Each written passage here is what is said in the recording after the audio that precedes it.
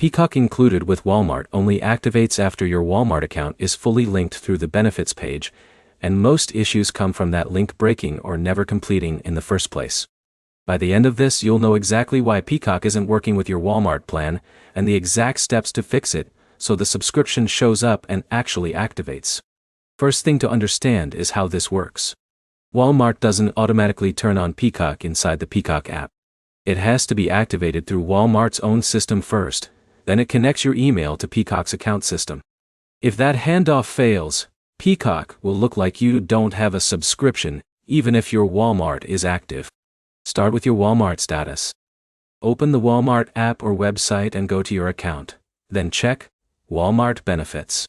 If your membership is expired, paused, or on a payment failure, Peacock won't activate at all. Fixing payment issues and refreshing your membership usually restores access within a short time after reactivation. Next, check the email mismatch problem. Peacock only unlocks when the email used for Walmart matches or gets properly linked during activation. If you signed up with Apple, Google, or a different email than your Peacock account, the system often fails silently. The fix is to go back to Walmart benefits and re-click the Peacock activation link using the same login method you originally used.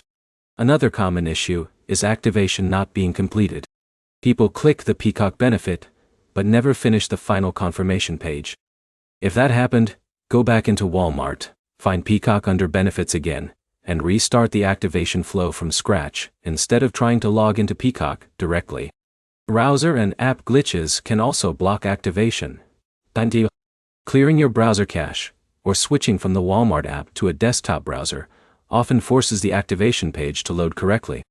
If you're stuck in a loop, try an incognito window and sign in fresh.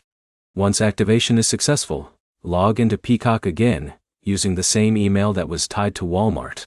If it still doesn't show premium access, wait a short time and sign out and back in once more to refresh the entitlement.